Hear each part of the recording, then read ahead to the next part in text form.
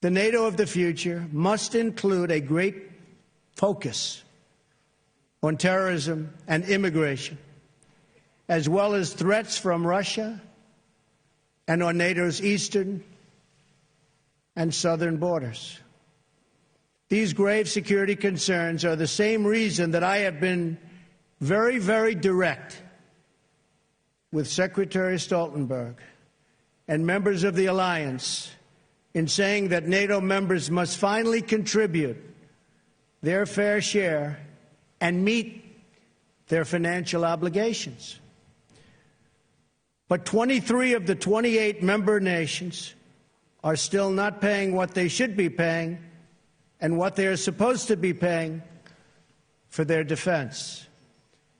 This is not fair to the people and taxpayers of the United States. And many of these nations owe massive amounts of money from past years and not paying in those past years. Over the last 8 years, the United States spent more on defense than all other NATO countries combined.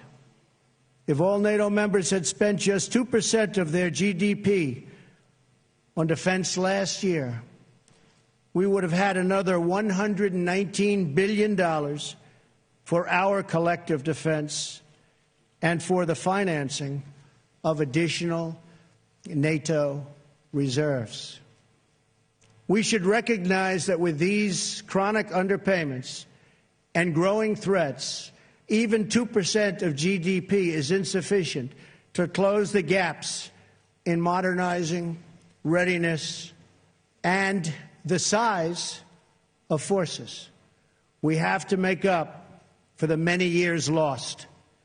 2% is the bare minimum for confronting today's very real and very vicious threats.